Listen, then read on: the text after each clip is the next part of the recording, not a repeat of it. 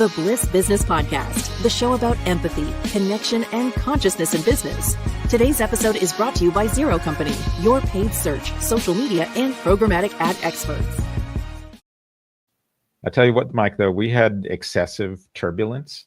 So pro tip for excessive turbulence, put on an action movie and then, you're just bouncing around and you kind of don't notice it. But anyway, welcome to the show, everyone. I'm Steven Sakach here again with my co-host, Mike Liwski. Today, we're diving into a topic many businesses wrestle with: how to strike the right balance between financial growth and social responsibility. Is it possible to scale a successful company while remaining true to a deeper mission? That's what we're searching for, people doing it. And we're joined by someone who's lived that journey firsthand, leading a fast-growing franchise advisory firm while staying anchored in purpose-driven values. Mike, tell us about our guest today. Oh, Steven, I'd be delighted to. And welcome to our followers. So our guest today, Steven, is Robin Gagnon. She is the founder or co-founder and CEO of We Sell Restaurants. And Robin is a highly decorated business leader, franchise industry leader, in fact, and a best-selling author, speaker, and advocate for socially consciousness entrepreneurship, which we know, we're really big on here on our show. And under her leadership, We Sell Restaurants has become one of the largest and most respected restaurant brokerage brands in the U.S., helping business owners buy, sell, and franchise restaurants across the country. She brings with her as well a unique blend of strategic insight and empathy, along with mission-driven leadership to her work. And we're thrilled to have her here with us today, Steven. Robin, welcome to the show. So excited to be here. Thank you so much, both of you, for the opportunity.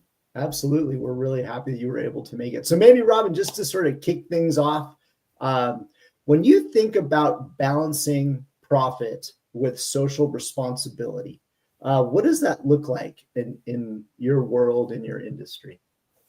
So I think I would lead off by saying that profit and purpose really can align. They can go together. If you think about our brand, we have sell in our name, and that can come off as very overbearing, potentially aggressive. And so we have to temper that with a set of core values that says we are connected and empathetic to what's going on in the business community that we serve. We wrote a book many years ago called Appetite for Acquisition. And I actually said in that book, and I truly believe that restaurants are the social threads of our lives. It's where we break bread and we share wine and we communicate and we tell stories. So when you're selling a restaurant, you're not selling a thing. We're selling the American dream to someone, and we're selling someone's dreams to another party. And many times that person who is in that phase of their life where they're saying, this is no longer for me, has maybe experienced a disappointment.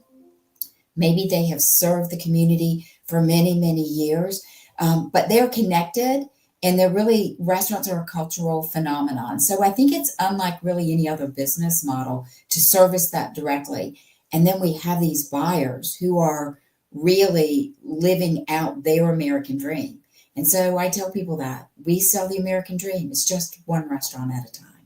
That is such a good point, because so much happens at a restaurant, right? You can maybe have a business deal or a family meeting or a celebration.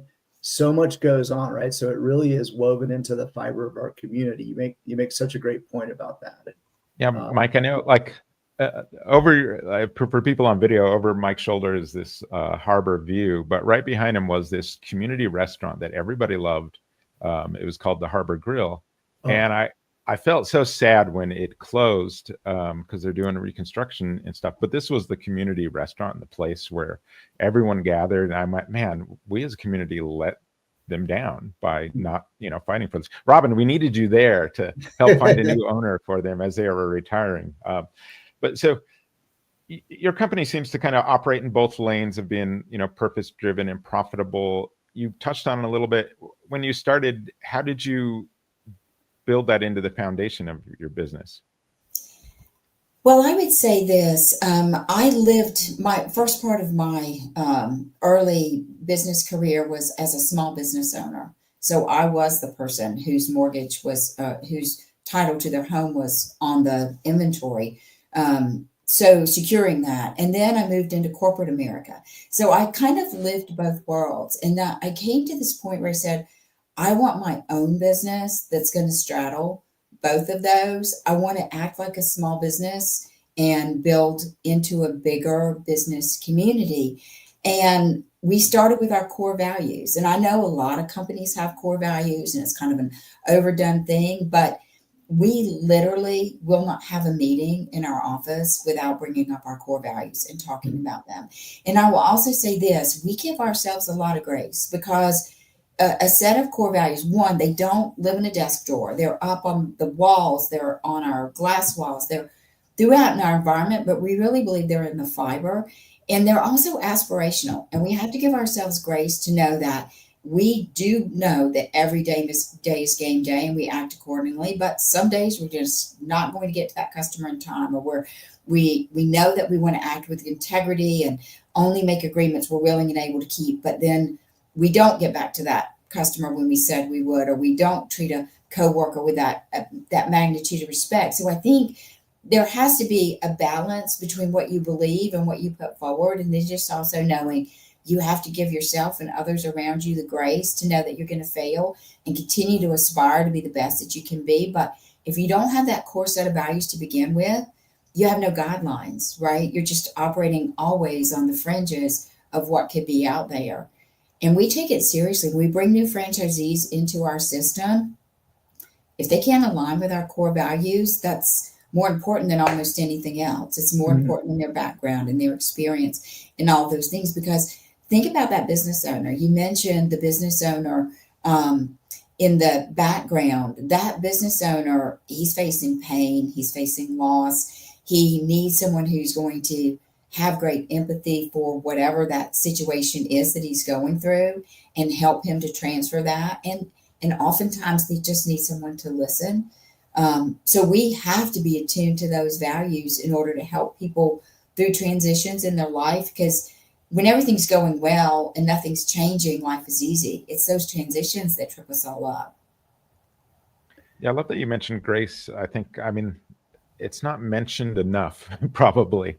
I know we try and mention it a lot, but to really create that kind of safe space at work, I think you really need to have that kind of woven into your fibers of, people might have an off day, or, a client might be, stressed about something, and we do need to kind of give each other a little bit of grace and that's, I think we take this empathetic approach. So it's kind of woven in with that approach of what we do. But it's just, like I said, it can't be said enough, I think, especially these days. I'm glad you brought that up. Yeah. And you make such a good point too, Robin, about the importance of core values, right? They sort of indicate, the way that we act when we're at work and when we're amongst themselves, a critical component of an organization and a brand. And something as well that is a foundational piece of a brand that we love to talk about here on the show and really try to help organizations identify is their purpose. And so I like to ask all of our guests a question about purpose. And so maybe, for you, what role would you say that having a well-defined purpose plays, for a business and how it plays into their long-term success? Well, for us, we are certainly in this niche environment, right? We are the only folks who are so very focused on restaurants overall. So from day one, just being absolutely steadfast in what will our purpose be? How will we do this? And doing things that in the general brokerage community, others thought were too hard, too risky. Why would you want to kind of put all your eggs in one basket? Why not be a jack of all trades and do something for everyone? And there is a lot of risk associated with just leaning into that one part of the business model. So I think finding your purpose is your beginning and it's also your end. It takes discipline. It takes great discipline to live to that sole purpose and not go migrating off, because a lot of people can be good at many little things, but very few people are just excellent at one thing. And by really continuing to own and lean into that single sole purpose, I think it's the flywheel of companies. And I know that Jim Collier talks about that in his book, but the flywheel of companies, if you know what your purpose is and everyone's aligned behind that on a common set of core values, you're just unstoppable, I believe. Yeah, that is such a powerful point, right? And so many brands will go wrong by not sticking to their purpose, right? They just go off the rails. So, in fact, it's interesting, along with what you were just mentioning, there was a study that found that 76% of consumers expect companies to stand on certain social issues, to be purpose-driven companies. And those purpose-driven companies, it's also resulted in them growing 3x, 300% faster than their competitors. So, like you said earlier, companies can have their purpose and profits. But Robin, maybe another question related to this topic. So how do you make sure that the purpose remains, more than just a message, right? So that it's actually, influences the way the business is run on a day-to-day level? Well, I think you have to lead by example. And I'll give you a good example of this. The restaurant industry, because we're at the 5-year mark, right? We all know 5 years ago, everyone's world was turned upside down with COVID. Yeah. And I will never forget that, right? And so you start thinking about, what do we do? What do we do for our franchisees? What we do for our clients? Right. And for the restaurant industry, it was devastating, right? And so we gathered our franchisees, and every single day we met and we said, okay, listen, guys, we have the word sell in our name. That's not going to come out of our mouths for the longest. Today, for the foreseeable future, because we didn't know what the future was, we're moving into a new mode, and that mode is consulting. And so we rolled up our sleeves. We learned every single thing you could learn about PPP money and EIDL loans, and we volunteered for the industry. And we said, if you have a landlord who's charging you 100% of your rent on 25% occupancy, call us. We can help negotiate that for you. No charge. Like, let us help you at this time in your life. I started Clubhouse. Clubhouse came of age, I guess, during COVID. And I can't tell you the number of articles and checklists and, here's how you calculate what you're eligible for. Oh, here's how quick you have to spend it. Oh, the government changed its mind. Spend it faster. And now you can spend it this way. But education and really pushing into that. And it occurs to me that 3, 4, 5 years later, I will have sellers contact us and say, I'm ready to sell my restaurant. And we have those conversations. And I remember one gentleman in particular, he's in West Virginia. He had 2 franchise restaurants. And so I had a conversation with him. He's like, okay, I'm just ready. What's it worth? I tell him, he's like, okay, well, let's go ahead and list it. And I said, do you have any other questions? Do you have any questions about fees or anything about the company, anything we can share? And he was like, listen, lady, 5 years ago, this was 3 years ago. He said 3 years ago, I didn't know where to turn, and you were giving out all this information and ideas and sharing with the industry. And he said, I decided then it doesn't matter what your fees are. If it comes time to sell, I'll sell with you. And I think companies have to understand that whatever that investment is now in the right thing to do comes back to them many, many fold years and years later. And that's just reminiscent of how that particular time impacted us, how it impacted the industry, and the payoff. And everybody went through a lean time, but we came out of it stronger and better than before, as did the industry overall. That is such a great real world experience there. And like you said, leading is critical, right? You got to be able to lead in line with your purpose. So thank you for sharing that story. I think it definitely resonates with our point. What was that time like for you then? I mean, it was things just shutting down. Did it happen it felt like it happened quick, right? For restaurants especially? It happened immediately, right? I think the restaurant industry was the most affected industry at that moment. And so everyone was terrified. I had franchisees. So, we had to do some things internally for our brand, which was, put fees on hold for a period of time, help our own franchisees have access to capital and things that they were going to need in order to survive, be an advocate for them, be an advocate for the industry, learn as much as you possibly could learn at the moment. And a lot of it was just helping people to hang on, telling them, this too will pass. There are some options out there. There are some government programs that are coming, and really kind of digging into those and making sure it's like, okay, this bank is still taking applications, run to them. So it was a combination of both practical tips, go do this thing, and we're here. You want to just talk about it? It's okay. We'll talk about it. We'll help however we can. But what we just definitely did was really the only time in our history that we've done that is we really just said, this isn't a revenue discussion anymore. We're not going to talk about how we can sell when a restaurant owner is being bashed on every level. It's about what can we give at this moment and help them to get through this. Because if we didn't, there may not be an industry on the other side of it. And thankfully, it recovered 1.5 trillion in sales this year. The restaurant industry, it's incredibly resilient, but there are a lot of people ready to write it off in April, May, or June 2020. Yeah. It's interesting because with the franchise models and things like you have this risk of being like purely transactional in, everything's got set up with systems and it can be a little bit cold and you lose that human element, but you really kind of fell back to that human side when, everything hit the fan, so to speak. It was like, if you don't know what to do, I always say, yeah, what's the loving thing to do? And I feel like that sounds like what you described that time period for you guys, right? Yes, I would say so. Yeah. And at the same time, you have to admit, as business leaders, we were all terrified. We did not know what was around the corner. We didn't know what the future was, but you have faith and you trust in a higher power in your own skills to get you where you need to be for the future. Yeah.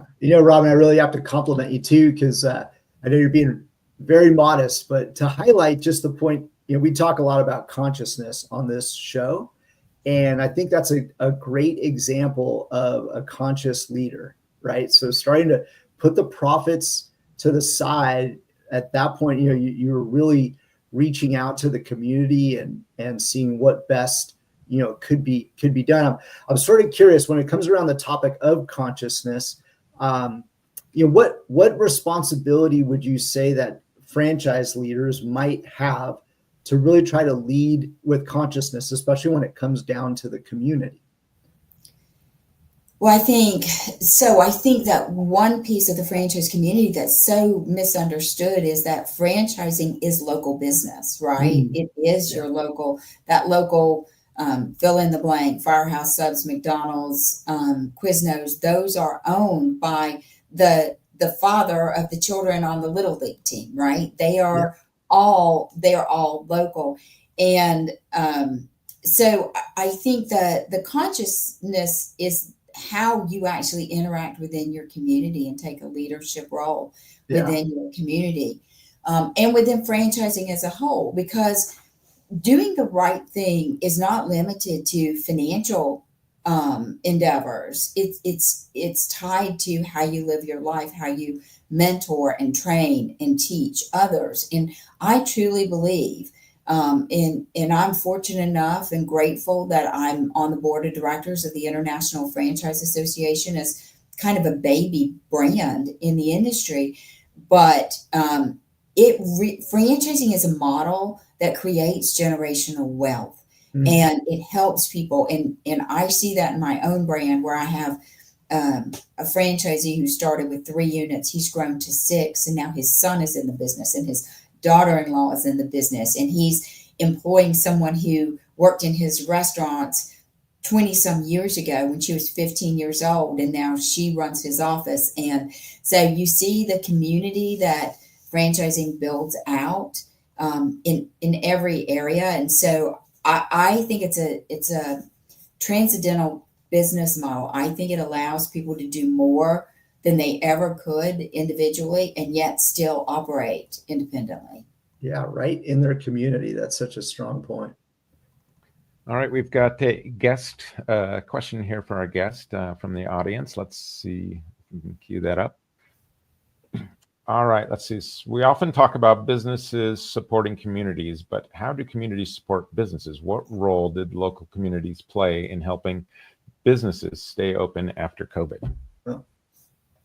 That is a tremendous question. And I think the main thing is, listen, we were driven by our own needs as consumers. I often tell people that I feel like those first couple of days okay, we all went to the grocery store and we kept 6 feet apart and we bought the groceries. And after about 4 days, we were like, okay, I got to get some food from a restaurant. How do I make that happen? And we were like pulling up at the back door, throw me that food in a paper bag and I'm going to toss you some cash. And don't tell anyone this happened, because we love this. Like, we just love the idea of someone else preparing food and doing it for us. So I think the way in which the local communities, they just said, I'm not eating at home. You help me figure that out and I'll be there for you. And I remember things like the Chinese restaurant in my town put up one of those old timey doors that was open halfway and they had the table outside, but people just got so creative and figured out how to go and get that food. And that's how you did it. The community at large saved restaurants.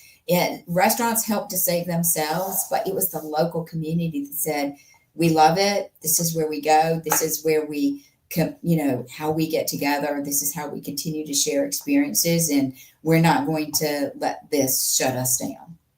Yeah, I think, we talk a lot about building that emotional connection as marketers. And when there are times of trouble, you see the community come forth and help those businesses. And I know in our area, just a lot of businesses were like, oh, like you said, this restaurant has been a great gathering place for my family or for my friends. We go there all the time. How can we support them?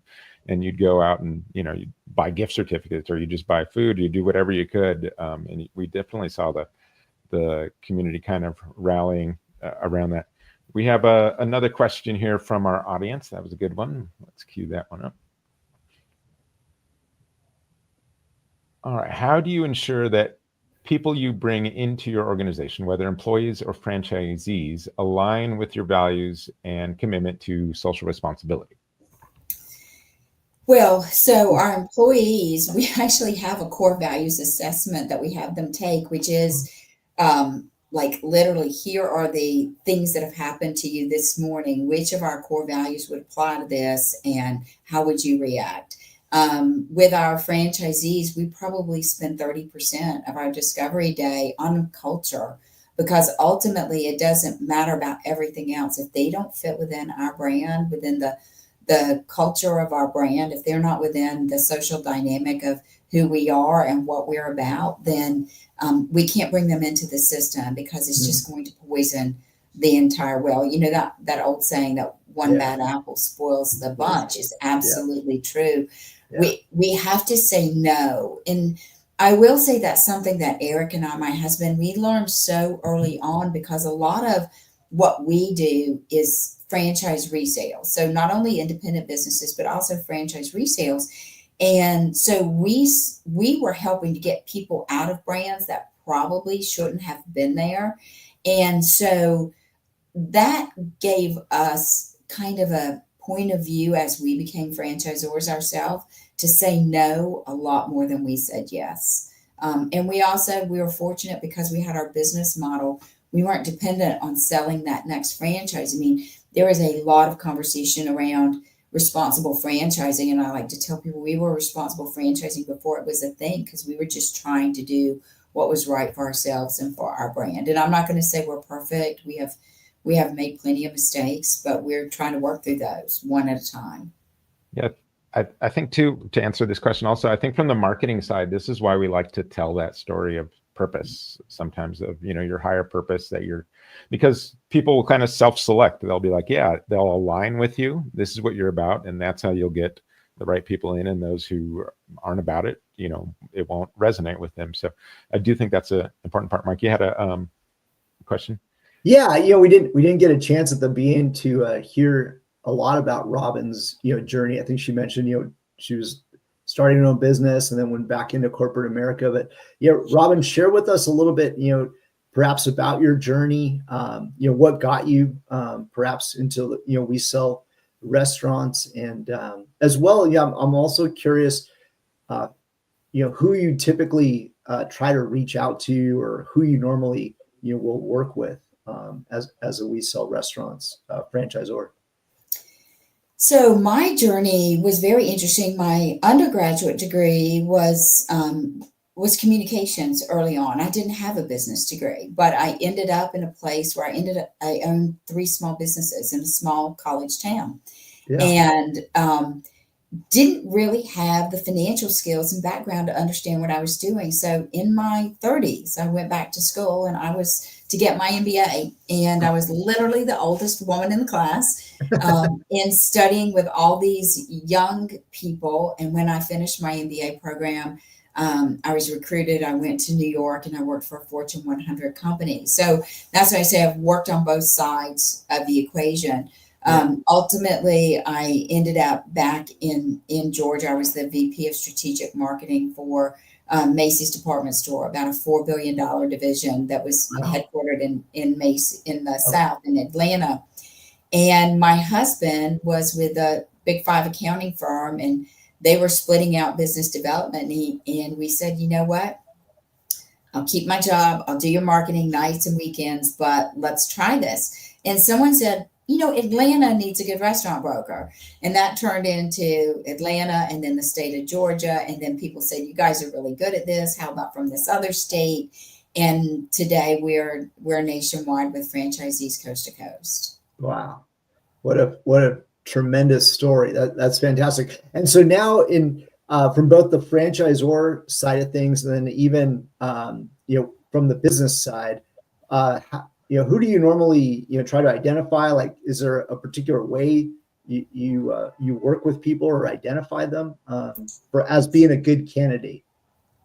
So I'll start with the business side. For us, anyone who is in the restaurant business or has a dream about going into the restaurant business is a good candidate for us. And we've always led first with, we want to teach you something. We want to share information. And once you have all the information available to you, then there's going to be a level of trust. And then once there's trust, only then can a transaction take place. So even though we're very transactional, we start at that place. So again, we have been doing content marketing for so many years. I have authored so many articles on how to buy a restaurant, how to sell a restaurant, when should I buy, how do I get help to make my way through this. And so buyers find that information online, and then they come to us and begin looking at our website. And we're actually about to embark on a new initiative, because I actually agree so much with you on this idea that there's not enough emotional storytelling in our business. And our listings tend to be this like sales of this much and earnings of this much, and it's this many square feet, but that's not the emotional equivalent of what that business is. And so we're actually redoing our entire website so that our listings are going to lean forward into, here's a video of, here's why the seller's selling. This is about Sam and Maud, and they've had the business for 25 years. And, Maud had a little accident last year, and now they're transitioning out. Like, we're turning this into an emotional conversation, because that's where the magic happens with buyers and with sellers. And our buyers, so many of our buyers that we work with are first generation Americans. These are the people who have been in the back of the house. And to me, like both of my parents were entrepreneurs, not very highly educated, but crazy entrepreneurs, and knew how to attract people. And so I have a passion for helping people get into the business, especially that guy who's been doing all the work on the back end. He's been ordering the inventory. He's been watching the costs. He's been doing everything. And when I see him, pull his money with someone else, and I know that he's got the smarts to do it, and then I check in on him a year later and he's taking the sales up 30% and putting that much more money. Like, that's the thing I live for. It's like these entrepreneurs being able to come in and take over a business. And a lot of those are maybe first generation Americans. Some of them are even college students that are finding their degrees aren't where they aren't getting them the return that they thought that they would. They've been working in restaurants all these years as a side hustle, and they're like, wait, this can be my business, right? Like, I can own this. I can do this thing. And 7 out of 10 people in America, based on what the National Restaurant Association tells us, their research, have worked in the restaurant industry. I've been there. Yes, I waited tables. Probably all three of us have at one point or another worked in the restaurant business. It's a leveler, right? It's somewhere we've always been. It's a place we can go back to for our roots. So just helping someone realize their dream and be able to own their own business. Restaurants, like, you don't have to have $1 million to buy a restaurant. It's a very low cost of entry. And the biggest contribution you have to make is, what are you willing to do with your own 2 arms and your own 2 legs to drive and build that business up? And to me, that's the essence of America and the American dream. That's perfect. Yeah, I mean, I incredibly gratifying. I'm sure, right, when you get to see that happen, and I think you're on the right track with changing up the listings and I love that. I think that's like, I mean, people want to see themselves in this story, right? The buyer does. They want to see themselves, and if you're just looking at the listing and the numbers, it's a very dry story. And these businesses are living organisms, right? They've got soul to them. And the more you can express that, I think the more you'll connect with someone who sees himself in that. So that's really, why we focus on that empathetic marketing approach, just because it's kind of that next level sort of connection in there. And I think you're definitely on the right path for success there. So a question on people who are out there listening right now and maybe trying to grow their franchise or trying to build, some impact into their business model. What's one piece of advice you'd give them about balancing that profit and purpose? Oh, the one piece of advice I would give someone about stay true to your inner core, stay true to who you are as a person, and go slow. The fast path to growth is most frequently the one where, someone's coming in and says, oh, I can sell all these franchises for you. Well, then that happens. But then what do? You can't support them because you don't have the staff and you don't have the infrastructure, and you don't have the trainers, and you don't have and so then what happens to your business? It falls off because the people visiting the end unit, the location, don't have the same experience they might have had 3 years ago. So,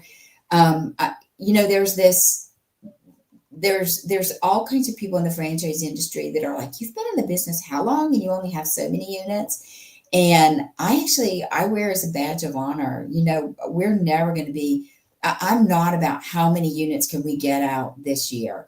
I would just stay true to who I am, and I'd rather continue to grow slow. And we grow pretty steady, about 10 per year. And that's okay. That's perfectly fine with me. I'd rather do that and have the right 10 than, go to an external resource, someone who might sell franchises for me and have them, bust the doors down and bring in 40 or 50, dilute the brand, dilute the messaging, dilute our core values, and leave us unable to help the people, either our end user consumer or our franchise constituency.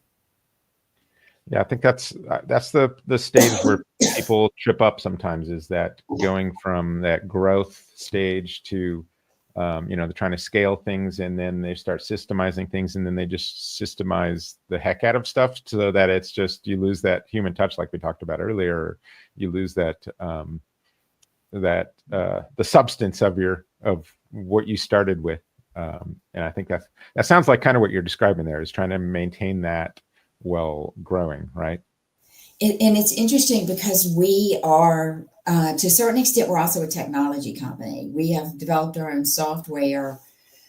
18 years ago now. We just rebuilt it 2 years ago. So we're very technology forward, but we're really careful about that. Like, we name the things that do tasks for us. So like and we give them a personality. Like it's not just an avatar. Like they have a real personality. So we have Tess, which is really technical excellence in sales and service, and she's like AI intelligence and helping with phone calls and writing things. And then we have Fred, who's franchise research and education. And so, but we humanize them to the point that when we send out our newsletter every week, we have Fred and Tess send out the newsletter, give them AI voices, and they're really chatting it up. And so I think there's a way to adopt technology and system and process, but humanize it in such a way that you're still fun and interesting.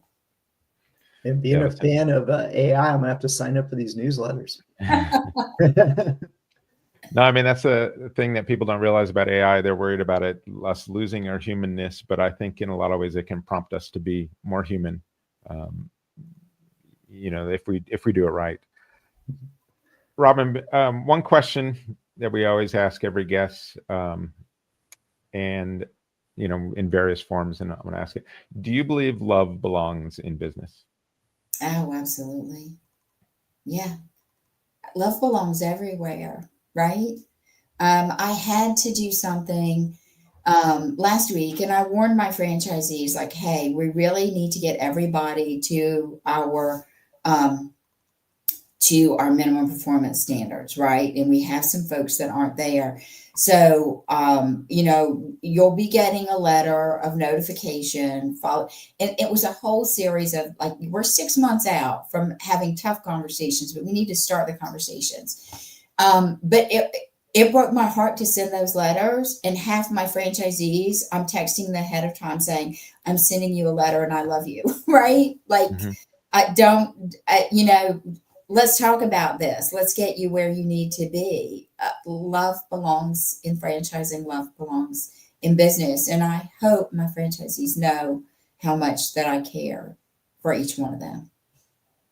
I mean, it definitely shines through, Robin. Just having just recently, met you, I can say that it definitely is coming through, that love and care and empathy that you have for them. Robin, for our listeners and the followers of the show that want to learn more about your work and the mission that you're on behind We Sell Restaurants, where can they learn a little bit more about you?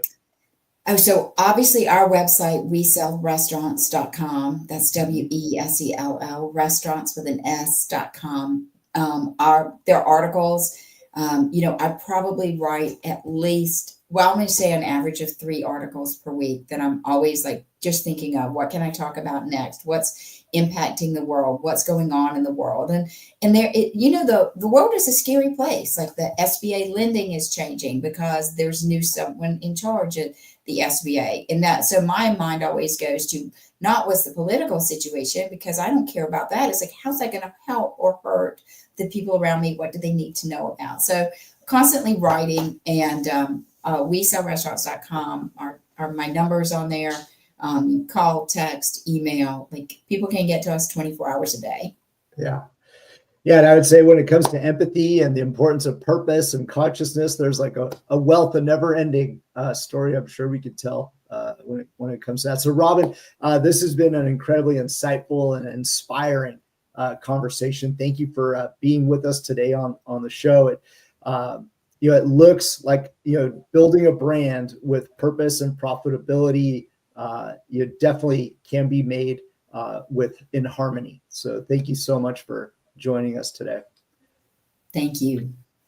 And thank you to our listeners for tuning in. If this episode resonated with you, share it with a fellow leader who's looking to lead with intention. And until next time, keep building your business with love and heart.